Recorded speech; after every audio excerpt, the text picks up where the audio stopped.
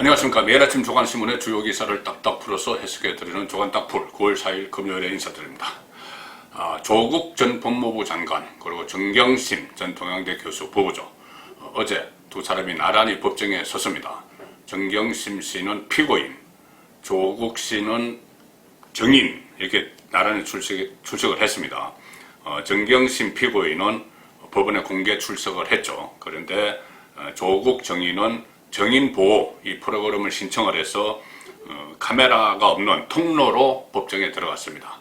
본인의 재판, 본인 또 재판에서는 피고인 조국이죠.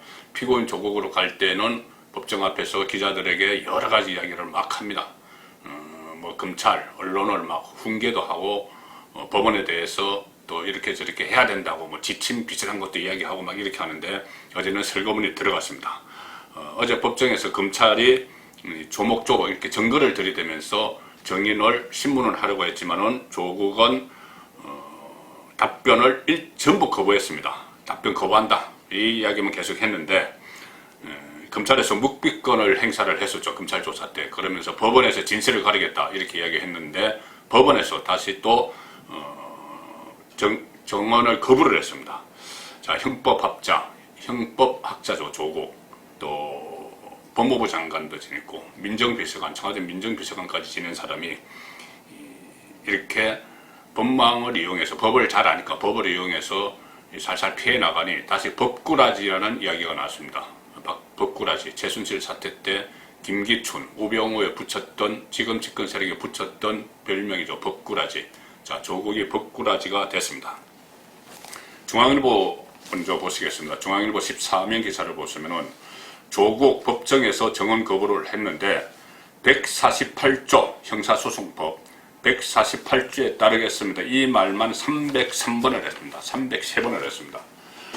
자, 정언을 거부하면서 형사소송법 규정에 따르겠다. 이 말만 무려 303번을 했습니다. 검찰이 303번을 물어봤다는 이야기죠. 검찰 쪽에서 303번을 물어봤는데 148조에 따르겠습니다. 이렇게만 이야기했습니다. 조국 측은 정당한 권리 행사일 뿐이다. 이렇게 이야기했지만 검경의 변호사, 참여연대 민변 출신이지만 지금은 정권에 대해서 상당히 비판적인 입장을 보이고 있죠. 조국 흑서를 쓴 그 저술도 같이 했습니다. 검경에는 역사에 남을 법꾸라지다 이렇게 비판을 했습니다. 자, 어제 검찰이 여러 가지 질문을 했습니다. 그런데 계속 거기에 대해서 형사소송법 148조에 따르겠습니다. 형사소송법 148조에 따르겠습니다. 형사소송법 148조 따르겠습니다. 이 말을 303번을 했습니다. 과연 이것이 본인이 물론 그 정인의 권리라고 하지만은 자, 과연 이것이 법무부 장관을 지내고 지금 사회적으로 이렇게 1년 동안 논란이 일어나고 있는 이 사건 그리고 여전히 공인입니다. 자기 대권 주자 여기까지 오는 이 사람이 303번이나 법정에서 이렇게 진술 거부권을 행사를 한 이 모습. 물론 형사소송법 148조는 이렇게 되어 있습니다. 자신의 정언으로 자신이나 친족 등이 형사소추 또는 공소 제기되거나 유죄 판결을 받을 가능성이 있는 경우 정언을 거부할 수 있는 권리입니다. 한마디로 법정 정언을 거부한 것입니다. 이 권리를 이용해서. 그런데 일단 서울신문도 다시 한번 보시죠. 서울신문 보시면은 구면에 형사소송법 148조 따르겠다. 300차례 반복하며 입다문 정인 조국. 모든 언론에서 이 300차례를 강조를 했습니다. 검찰이 300번을 모르는데 300번 다 거부를 했습니다. 자, 이렇게 되니 정경심 교수 쪽 그리고 조국 교수 쪽에서는 변호인들은 권리 행사가 정당한데 왜 비난받아야 되냐 이렇게 이야기를 합니다. 그런데 비난을 받아야 됩니다. 이 정도 그 정도의 위치에 있으면 권리도 있지만 국민에 대한 의무, 국민에 대한 예의도 있는 겁니다. 일반 작범도 아니고 이 공인으로서 법무부 장관, 민정수석 이렇게 지냈는데 1년 동안 이 논란이 일어난 문제에 대해서 본인이 불리하니 정언을 거부하는 겁니다. 자기 대권 주자까지 거론되면 재판에서 진실을 밝혀야 될 의무가 있습니다. 본인이 그렇게 하겠다고 또 이야기를 했죠. 자, 그런데 그럼에도 입을 꼭 다물 조국도 그런 걸 모를 리 없죠. 이런 비판을 쏟아질 걸. 그런데 다른 때는 뭐 SNS나 이런 것을 통해서 본인이 막 이 여론전을 펼치는데 여기서 국 다문 이유 있습니다. 본인이 국 다물지 않으면 안 될 이유, 입을 열면 안 될 이유가 있는 것이죠. 자, 어제 재판에서 입을 열면은 아주 중요한 거짓말을 해야 되는 상황이 됐습니다. 아주 중요한 거짓말. 심지어 자녀들에게도 민망할 정도의 거짓말을 할 상황이 됐습니다. 자, 어제 검찰이 집중 추궁한 건 이겁니다. 가짜 인턴 증명서, 인턴 확인서. 자, 조국이 서울대 교수 때 그 교수 연구실에 있는 컴퓨터에서 딸 조민의 그 서울대 공익인권법센터 그 인턴 증명서, 또 부산 한 호텔의 인턴 확인서가 나왔습니다. 그걸 증거로 제시를 했습니다. 조국의 컴퓨터에서 나온 확인서입니다. 그게 왜 조국 컴퓨터에서 나옵니까? 그 인턴 증명서가 국제 공익인권법센터에서 나와야 되고 부산의 호텔에서 나와야 되는 것이죠. 그런데 조국의 컴퓨터에서 그것이 나왔습니다. 그 증거를 검찰이 제시를 했습니다. 그래서 조국 장신 그 정인 컴퓨터에서 이 문서가 발견된 이유가 뭐냐? 직접 위조한 거 아니냐? 이런 추궁이 잇따르니 결국 계속 한 말이 형소법 148조 따르겠습니다. 이렇게 이야기한 겁니다. 자, 동아일보 13면 한번 보시죠. 동아일보 13면 보면 여기에 대해서 핵심적인 내용이 나옵니다. 조국 형사소송법 148조 따를 것, 검찰 질문에 303차례 대답 반복, 이렇게 해서 다른 그 언론과 같은데, 그 밑에 제가 조금 그 붉은 글씨로, 분홍 글씨로 이렇게 쳐놓은 내용을 보시면 그 내용이 이겁니다. 검찰이 어제 재판에서 조민의 서울대 공익인권법센터와 부산 소재 호텔에서의 인턴십 확인서 위조에 개입한 정황을 보여주는 증거들을 제시했다. 그 컴퓨터에서, 연구실 컴퓨터에서 놓은 그것들. 그래서 검찰은 이렇게 이야기했습니다. 딸에게 발급된 확인서와 서울대 공익인권법센터에서 발급한 실제 증명서가 발급 번호 같은 이런 내용이 전반적으로 다 다르다. 이렇게 되어 있고, 가짜 아니냐는 거죠. 그리고 부산의 한 호텔 인턴십 확인서에는 호텔 이름이, 그 증명서에는 호텔 이름이 팰리스, 그러니까 아이입니다. 아이 팰리스로 되어 있는데, 그 실제 그 호텔 이름은 팰리스의 팰리스입니다. 그러니까 만약에 이 호텔에서 발급을 했으면은, 호텔에서 자기 이름을 어떻게 표기하는지 모르겠습니까? 의 팰리스로 했겠죠. 근데 조국이 앉아서 뭐 조물락 하면서 이거 만들다 보니까는 아이 팰리스로 쓴 거 아니냐? 이렇게 검찰이 추궁을 한 것이죠. 자, 이렇게 되면은 조국 입장에서는 어떻게 되냐면은 이 부분에 대해서 다 대답을 하게 되면은 정말 중요한 거짓말을 해야 됩니다. 그 당시에 이 가짜를 만들었다. 일단 검찰 기소 내용들을 보면은 가짜 인턴 증명서를 만들 때 서울대 법대 교수 연구실에서 만들었는데, 그때 가장 정의로운 척 하면서 또 어떤 학생들에게 정의를 가르치고 법을 가르치고, 이게 법에 어긋난 짓을 하면 안 된다. 뭐 가짜 이런 거 만들면 안 된다. 뭐 그런 법대 학생들에게 그것을 가르치는 그 시점에 본인은 교수 연구실에 앉아서 조물락거리면서 딸이 가짜 인턴 증명서를 만들어서 딸이 뭐 좋은 학교 가도록 그 작업을 하고 있었다는 것이 됩니다. 검찰의 기소장 내용들을 하면은 그 진실은 아마 딸도 알겠죠. 딸이 제일 잘 알겠죠. 조민이 제일 잘 알겠죠. 왜? 조민은 본인이 정말 그 서울대 가서 인턴 활동했는지, 호텔 가서 인턴 활동했는지 본인이 아는 거죠. 본인이 아는 건데, 만약에 검찰 기소장대로 아니라고 하면은, 아버지가 조물락거려서 만들어줬다고 하면은, 아버지는 또 만약에 이것을 법정에서 정인을 하게 되면은 또 거짓말을 해야 됩니다. 법정에서. 법정에서 하는 거짓말은 언론이나 뭐 이런 데서 거짓말을 하는 거하고 다르죠. 자, 만일 안 한 거를, 만약에 이 조국이 계속 했다, 뭐 이렇게 증언을 하게 되면은 딸 입장을 한번 생각해 보십시오. 내가 하지 않았는데, 야, 아버지 정말 법정에 가서도 저렇게 이야기하는구나. 법무부 장관도 지냈는데, 대학 법대 교수인데, 이런 생각을 딸이 하게 되겠죠. 얼마나, 아무리 뭐 앞뒤가 다른 조국이라고 해도 이 상황은 정말 본인이 할 수 없었을지도 모릅니다.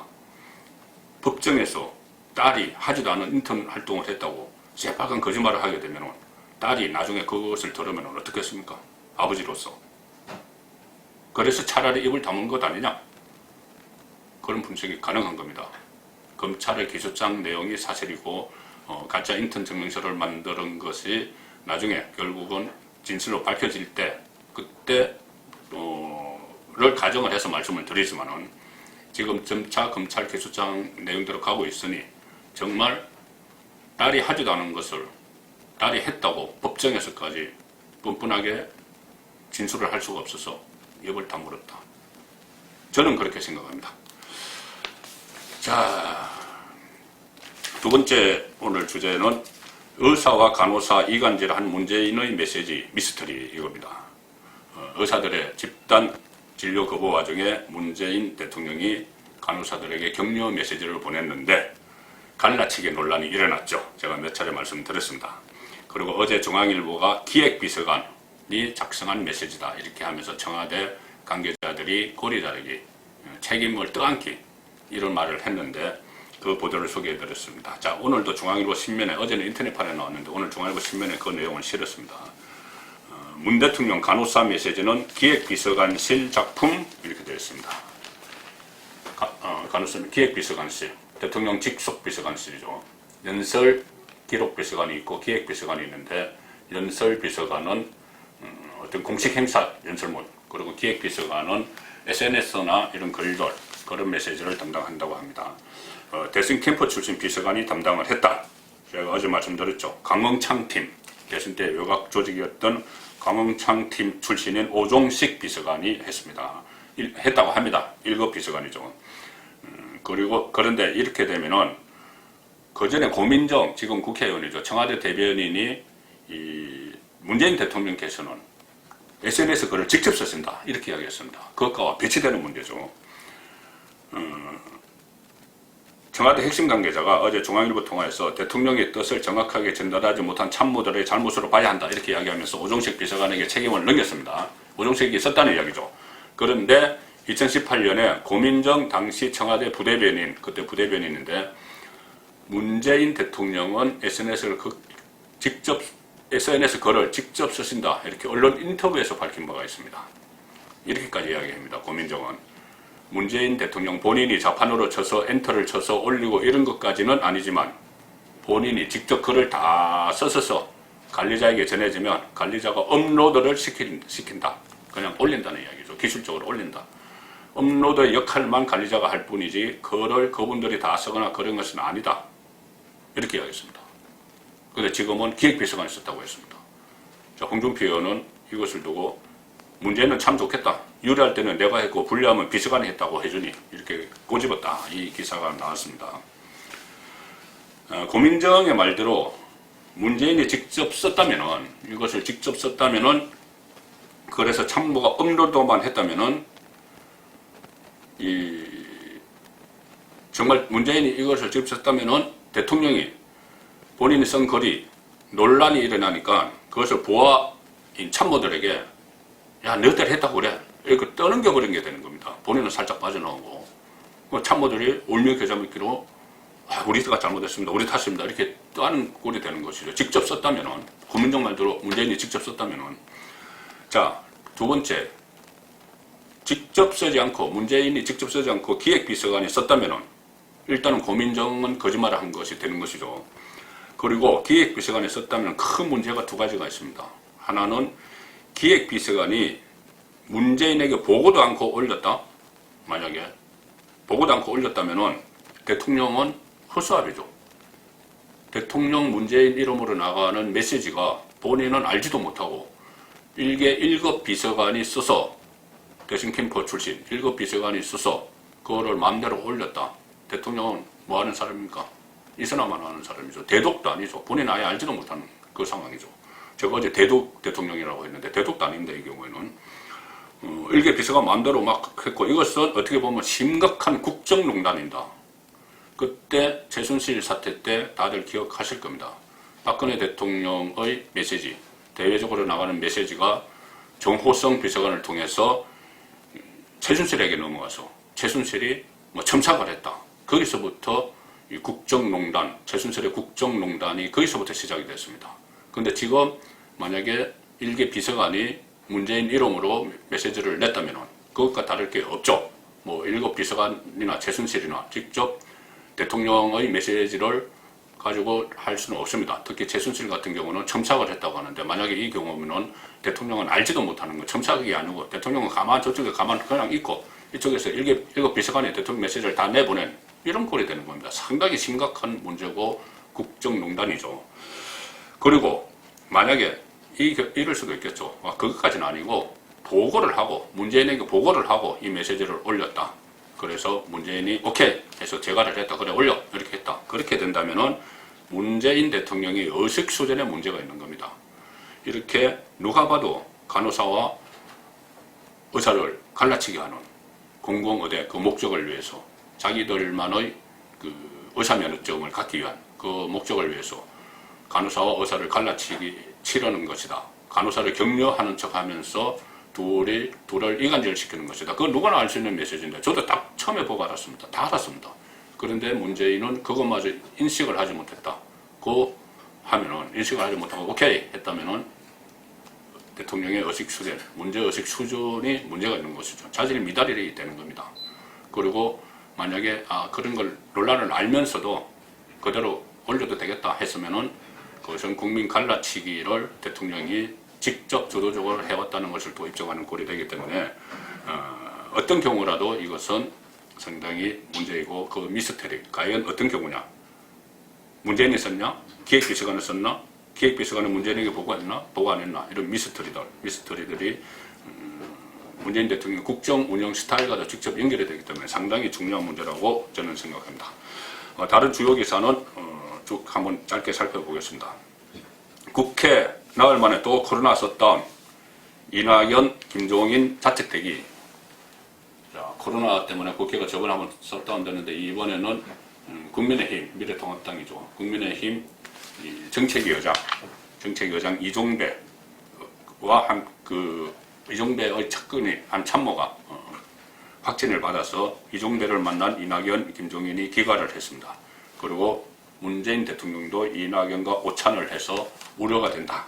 그런 기사가 있고, 김종인이 어제 비대위원장, 국민의힘 비대위원장 어제 취임 100일이었는데, 취임 100일 기사를 다른 곳에서는 거의 짧게 다루는데, 진보 성향 한겨레가 한 면을 통틀어서 다뤘습니다. 중도보수 특따끔 김종인, 후퇴안을 혁신 DNA 심겠다. 이렇게 이야기를 했습니다. 후퇴안을 혁신 DNA, 국민들이 환영하는 그런 혁신 DNA를 실으면 좋겠죠. 그런데 그렇게 쉽지는 않은 것 같습니다. 당 안팎의 중도보수 리모델링하는데 성과가 있었다 이렇게 이야기했지만, 한겨레가 하고 싶은 말은 이거 같습니다. 앞으로 과제와 한계도 뚜렷하다. 혁신적 행보가 김종인 개인만 부각되고 있다. 당의 전체가 부각되는 것이 아니고 김종인 개인만 부각되고 있다. 얼마 전에 5.18 묘역 가서 무릎 꿇은 것도 김종인 개인만 부각이 됐죠. 본인이 국보위 출신이라는 점에서. 그 다음에 당 전체와 겉도는 별동대 리더십, 이런 지적도 있고, 선거 결과 따라서 TK 주류 반기 가능성, 서울시장과 부산시장 결과를 봐야 된다는 이야기입니다. 자, 지금 또 다른 기사는 추미애 법무부 장관의 아들 휴가 미복귀 기사가 쏟아지고 있고, 또 많은 신문의 일면 톡 기사는 대법원 전원 합의체가 2014년에 고용노동부가 정교조에 내린 법의 노조 홍보 조치가 위법이다 이렇게 판결을 했다는 기사입니다. 주간 안풀이었습니다.